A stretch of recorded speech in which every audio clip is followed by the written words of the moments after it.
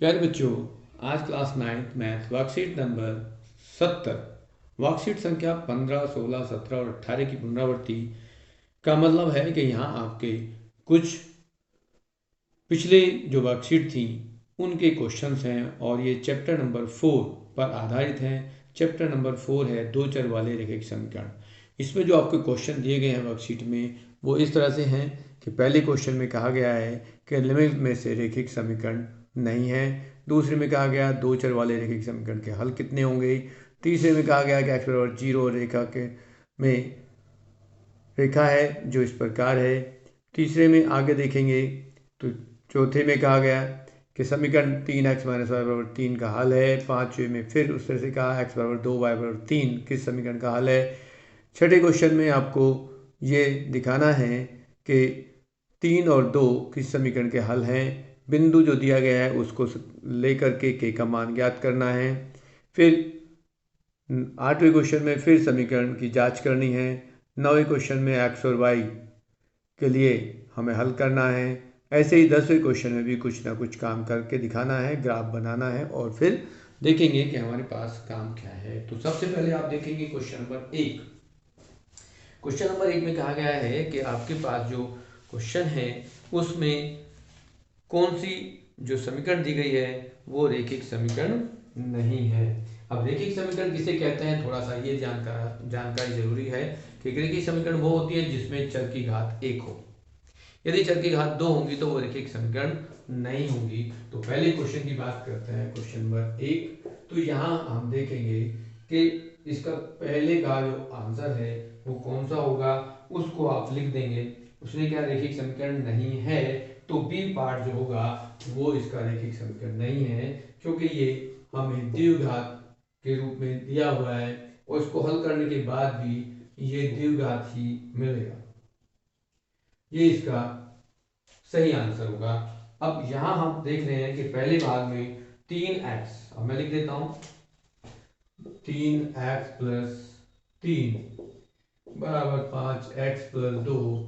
यहाँ x की घात जो है वो 1 है, इसलिए ये रैखिक समीकरण है। दूसरा ये लिखा कि यहाँ x की घात 2 है, तो लेकिन हल करने के बाद भी x की घात 2 नजर आएगी। यहाँ c पार्ट की बात करेंगे तो c पार्ट में तुम्हें दिया हुआ है 7/3x माइनस 5 बराबर 4x माइनस 3। इसमें भी x की घात आपको एक ही दी गई है, ये भी रैखिक समीकरण है। और जो d भाग दिया गया है उसको देखेंगे तो उसमें आपको पहली बार में देखने पर पता चल रहा है कि स्क्वायर हो रहा है, दो घात हैं, लेकिन जब इसको हल करेंगे यहाँ से इसको खोलें तो क्या मिलेगा, x square plus 4 plus 4x बराबर एक्स स्क्वायर माइनस 8। तो एक्स की घात 2 कैंसिल हो जाएगा, फिर यहाँ जो बचेगा 4x प्लस 4 और प्लस 8 बराबर 0। तो आप देखेंगे इसमें एक्स की घात 1 है। तो ये तीनों एक रैखिक समीकरण है, जो बी भाग है वो रैखिक समीकरण नहीं। सामान्य क्वेश्चन नंबर 2 की बात करेंगे तो क्वेश्चन नंबर 2 में उसका जो हल है वो सी पार्ट है, जिसको हम कहते हैं अपरिमित रूप से अनेक हल।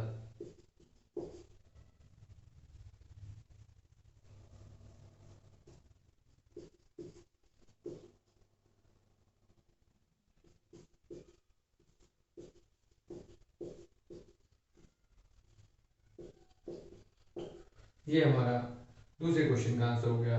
तीसरे में कह रहे हैं कि क्वेश्चन नंबर 3 में अब ये कह रहे हैं कि x बराबर 0 का आलेख एक रेखा है जो y अक्ष है, तो इसमें आंसर बी होगा और बी का आंसर जो है y अक्ष लिखेंगे। क्वेश्चन नंबर 4, उसे क्या इसका कोई हल है या उपरोक्त सभी, तो यहाँ इसमें डी भाग आएगा, ये सभी इसके हल है।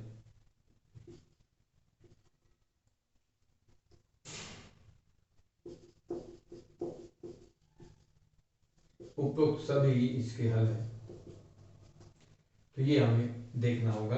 क्यों? क्योंकि इसको चेक करना पड़ेगा कि ये इसके सभी भाग है कि नहीं। अब यहाँ चेक करने के लिए क्या करेंगे, आपको दे रखा है 3x माइनस वाई बराबर 3।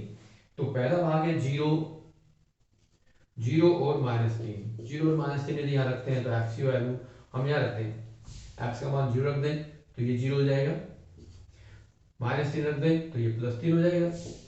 तो बाएं तरफ 3 है और दाएं तरफ भी 3 आ गया। दूसरे पॉइंट के लिए देखेंगे तो उसमें लिखा है 2 और 3, 2 और 3 को रखेंगे, 2 से गुना करेंगे 3 को और -3 रख दें तो 6 - 3 बराबर 3, जो राइट साइड आ गया। फिर कह रहे हैं 3 और 6, 3 और 6 को रखेंगे तो 3 गुना 3 -6, 9 -6 बराबर फिर 3 आ गया। तो ये तीनों ही इसके हल होंगे और तीनों हैं तो सभी हो गए सारे। क्वेश्चन नंबर 5 में आप देखेंगे कि रैखिक समीकरण का हल क्या होगा। क्वेश्चन नंबर 5 में जो हम देखेंगे कौन सी समीकरण है, तो हम एक एक करके इसमें हल करके देखेंगे कि ये आंसर किस समीकरण से संतुष्ट होता है। तो यहाँ देखो कि तुम्हारे पास 2x + y बराबर 8 है, तो x को आप 2 रखेंगे और y को 3 रखेंगे इसमें। तो देखो यहाँ ये 8 आएगा नहीं आएगा, तो लेफ्ट हैंड साइड में बाएं पक्ष में इसमें देखेंगे 2x + y में यदि आप x को 2 रखेंगे और y को 3, तो क्या होगा, यहाँ पर 2 दूनी 4 + 3 7, इसमें आएगा 4 + 3, तो ये इसके नॉट बराबर 8 के बराबर नहीं है। दूसरी समीकरण में देखेंगे कि x + 2y बराबर 8 है, तो अब देखेंगे x को 2 रखें और 2 गुना 3, तो क्या आएगा, लेफ्ट हैंड साइड लेते हैं तो यहाँ तो 2 × 6 2 8 आ गया, तो ये इसका हल होगा। तो यहाँ इसमें हम लिखेंगे x + 2y बराबर 8, बी पार्ट इसका सही हल होगा। इस तरह से आपने हमने इनको करके देखा कि कौन सा इसका सही भाग है। इस तरह से आपके पास क्वेश्चन नंबर जो बहुविकल्प क्वेश्चन थे, हमने इनके पांचों क्वेश्चनों के आंसर दिए। फिर हम देखेंगे कि इनमें आगे क्वेश्चनों को करेंगे तो कैसे करेंगे। क्वेश्चन नंबर 6 आप देखेंगे 6 का आंसर कैसे निकालेंगे। तो 6 जो क्वेश्चन है उसमें क्या है, समीकरण 2x + y बराबर x + 5 के 2 हल ज्ञात कीजिए तथा जांच कीजिए कि 3 2 इस समीकरण का हल है या नहीं। क्वेश्चन नंबर 6 कैसे करेंगे, 2x + y बराबर मैंने रखा है 2x + y बराबर x + 5। अब सबसे पहले हम इसको x के पदों को एक तरफ लेंगे, तो इस x को यदि बाईं तरफ लेंगे तो आएगा 2x - x + y बराबर 5। अब यहाँ मिला हमें 2x और x, ये x + 5 बराबर y हो गया। यदि y को हम बाईं तरफ रखें और x को उधर ले जाएं तो x - 5 आएगा। अब इसमें क्या है, दो हल निकालो, तो यदि दो हल में हम ये कहते हैं कि हम x को कुछ ले लेते हैं, इस तरह से हम एक तालिका बना सकते हैं दो हल निकालने के लिए x और y। यदि आप x को यहाँ हम कह दें वो 1 रख देते हैं तो क्या मिलेगा हमें, ये 4 मिल जाएगा। 2 ले लें तो हमें 3 मिल जाएगा, 3 ले लें तो हमें ये 2 मिल जाएगा और 4 ले लें तो ये 1 हो जाएगा। तो हमने 2 नहीं, हमने तो 4 हल निकाल लिए और 4 हल में ये भी पता चल गया कि 3 और 2 इसका एक हल है। तो यहाँ पहले 2 हल निकाल दिए, फिर उसके बाद कहा कि 2 चेक करो कि 3 और 2 या 2 या 3 उसके हल हैं कि नहीं। तो ये 3 और 2 एक समीकरण के हल हैं, तो उसमें आप कहेंगे हाँ इसका आंसर दूसरा होगा, सही है। मतलब 3 2 समीकरण के हल हैं।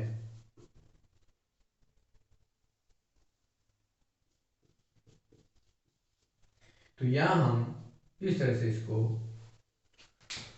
लिख देंगे और ये क्वेश्चन नंबर 6 हमारा पूरा हो गया। ऐसे क्वेश्चन नंबर 7 की बात करेंगे। यदि बिंदु 5 2 रैखिक समीकरण kx + 5y बराबर 10 के आलेख पर स्थित हैं तो k का मान ज्ञात कीजिए। अब कहा बिंदु 5 2 रैखिक समीकरण के आलेख पर स्थित हैं, तो क्वेश्चन नंबर 7 में कह रहे हैं 5 2 समीकरण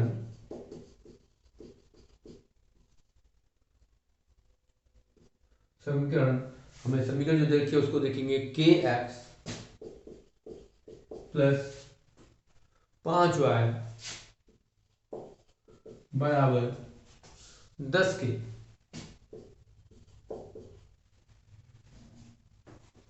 5 तो समीकरण के आलेख पर है, इसका मतलब ये होता है कि ये इसको सत्यापित करता है। मतलब x की जगह हम 5 और y की जगह 2 रख दें तो ये सत्यापित होगा और k का मान हम निकाल पाएंगे। तो यहां हम क्या करेंगे, समीकरण के आलेख पर है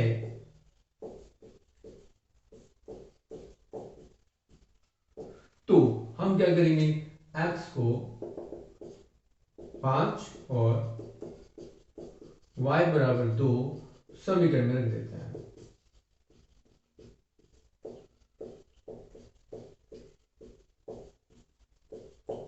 तो यहां क्या होगा, x को हम 5 रख दें तो यह आएगा 5k प्लस 5 गुना 2 बराबर 10k। अब k को उधर ले जाते हैं तो क्या होगा, 10k माइनस 5k 5k हो जाएगा और बराबर 10, तो k का मान आएगा 2। क्वेश्चन नंबर 8 हम ले लें। तो क्वेश्चन नंबर 8 में फिर देखेंगे कि आपके पास क्वेश्चन क्या है। क्वेश्चन नंबर 8 में क्या है, समीकरण 2y माइनस एक्स बराबर 7 का आलेख कीजिए। आलेख की सहायता से जांच कीजिए कि क्या x बराबर 3 y बराबर 2 समीकरण का हल है। तो क्वेश्चन नंबर 8 में आपको एक समीकरण दी गई है 2y माइनस एक्स बराबर 7।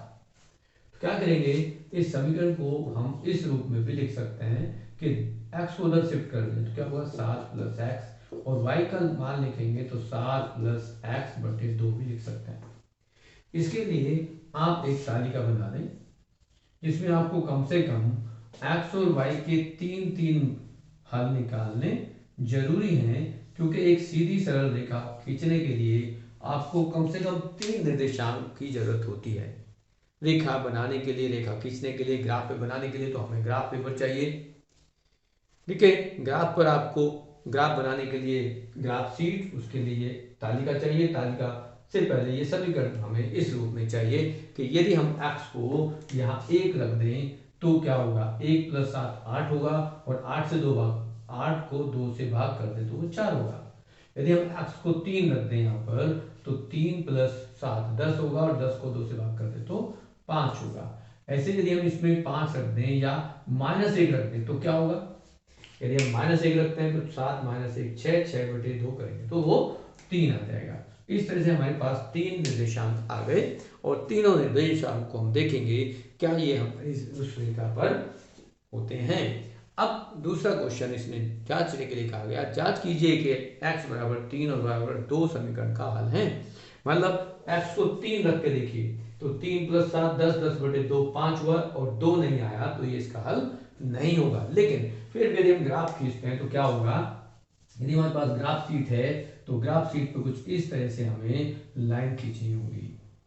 ये हमारे पास ग्राफ पे एक बीचों बीच पूरी शीट है हमारे पास, उस शीट पे एक लाइन जो है क्षैतिज और एक लंबवर्ती रेखा खींचेंगे और इसको हम कहते हैं कि ये मूल बिंदु है। इसको हम कहेंगे x अक्ष है, ठीक है, ये y अक्ष है। अब x अक्ष पर या 0 के बाद 1 2 3 4 5 ये हम बिंदु ले सकते हैं। ऐसे बाईं तरफ लेंगे तो -1 -2 -3 -4 इस तरह से हम इनको मार्क करेंगे और यहाँ इनको लिख देते हैं। ऊपर ले जाएंगे तो यहाँ ले जाएंगे 1 2 3 4, यहाँ -1 -2 -3 इस तरह से हम इनको दिखा देंगे और यहाँ स्केल लिखेंगे। जो इसका पैमाना होगा वो क्या होगा, पैमाना होगा 1 बॉक्स बराबर 1 इकाई। ये हमें बताना होगा कि हमारे पास जो ये हमने नंबर लिए हैं वो एक बॉक्स को दर्शाता है। अब जैसे जैसे हमारे पास निर्देशांक थे 1 और 4, तो 1 और 4 में क्या होगा, 1 तो ये होगा, 4 यहाँ आएगा, तो इस तरह से इसको मार्क करेंगे और इसको लिखेंगे 1 और 4, ये एक निर्देशांक हो गया। दूसरा 3 और 5 है तो 3 के साथ जाएंगे तो ये 5 होगा, 3 ये है। ऊपर इसको थोड़ा सा और दिखाना पड़ेगा कि यहाँ हमारे पास जो है ये 5 का बिंदु होगा तो 3 के ऊपर जब जाएंगे हम कहाँ तक जाना पड़ेगा, हमें 5 के सामने तक जाना पड़ेगा, और ये बिंदु जो होगा वो 3 और 5 होगा। तो यहाँ हमारे पास 1 और 4 आया, 3 और 5 आया, ये कैसे आया, ये 1 और 4 है।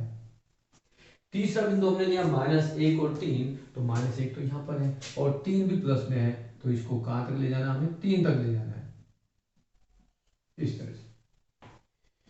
तो ये हम -1 और 3, अब इनको यदि हम मिला दें तो एक रेखा, सीधी रेखा आएगी, और ये रेखा कुछ इस तरह से आएगी आपके पास।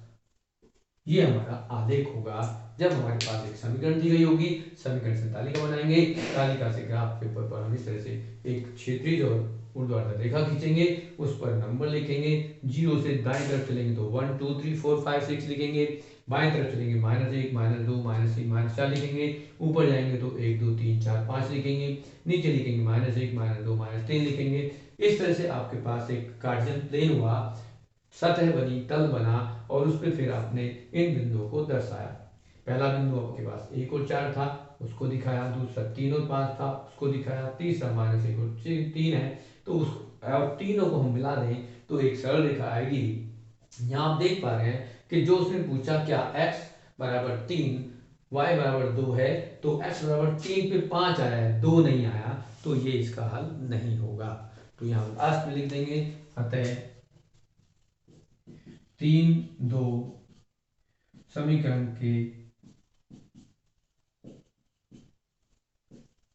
के आलेख पर नहीं है, आलेख पर नहीं है, तो वो उसका हल नहीं होगा।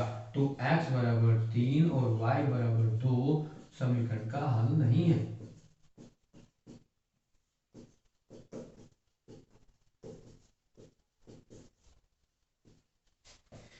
तो इस तरह से आप क्वेश्चन नंबर 8 को भी कर देंगे। यहाँ इस तरह से आपका क्वेश्चन नंबर 8 हो गया। अब आपके पास क्वेश्चन नंबर 9 में बात करें तो निम्नलिखित समीकरण को हल कीजिए, और पहली समीकरण को हल करने के लिए कहा गया, दूसरी समीकरण को हल किया गया, 2 समीकरण हैं। तो यहाँ पहले भाग को दूसरे भाग को करेंगे, तो मैं यहाँ इसको रफ कर देता हूँ और फिर हम क्वेश्चन नंबर 9 को करते हैं।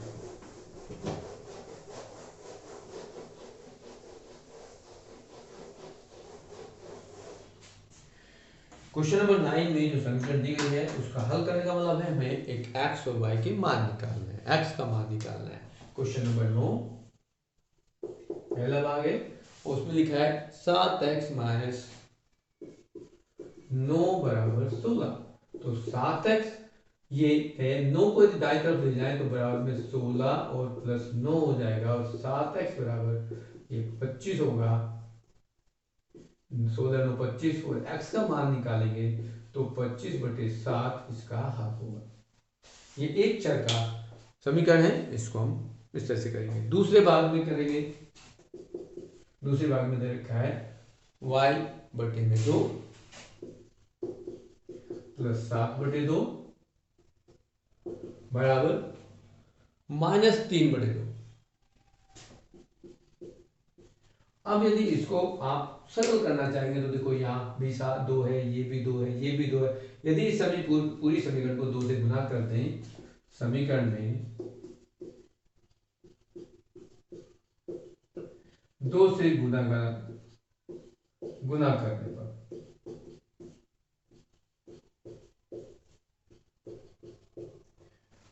करने पर क्या मिलेगा आपको,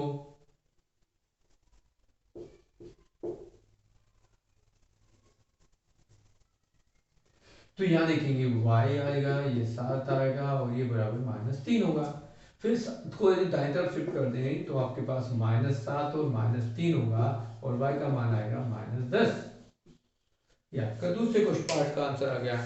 अब आपका जो मोस्ट और लास्ट क्वेश्चन है उसमें क्या है, सारिका बाल दिवस के अवसर पर चॉकलेट बांटती है।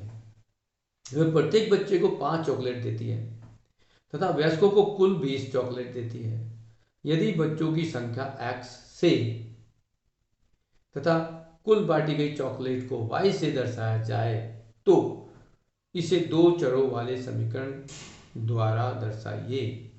अब आपके पास जो बच्चे हैं वो x है, तो उनको 5 चॉकलेट दी गई। मतलब हम लिखेंगे, यदि इसमें जैसा कहा गया है कि x बच्चों की संख्या है, तो बच्चों की संख्या को 5 से गुना कर देंगे। और वयस्कों को कुल 20 चॉकलेट दी जाती है, तो वयस्कों को कुल 20 दी जाएंगी।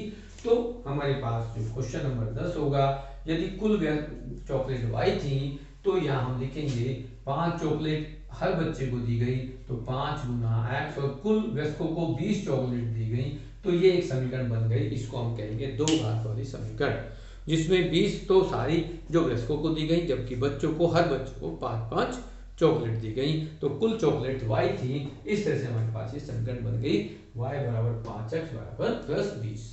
अब उसने कहा है यदि उसने कुल 145 चॉकलेट बांटी तो बच्चों की संख्या क्या होगी। तो अब हम यहाँ कह रहे हैं, पहला भाग तो ये हो गया। दूसरे भाग में कहा है कि y यदि 145 लेते हो तो आपके पास x क्या होगा। हम y को 145 लेते हैं, 20 माइनस कर देते हैं, 145 माइनस 20 बराबर 5x होगा। और 5x जो होगा वो किसके बराबर होगा, 5x का मान होगा 145 माइनस 20 125, और x का मान होगा 125 बटे 5, 5 दूनी 10 और 5 पंजे 25। तो 25 बच्चे थे उस ग्रुप में जिसमें आपने 145 चॉकलेट बांटी थी। इस तरह से आपकी वर्कशीट जो है वो कंप्लीट हो जाती है, सारे क्वेश्चन हो जाते हैं। आप उस वर्कशीट को कंप्लीट कर लेंगे, सारे क्वेश्चन आपके हो जाएंगे।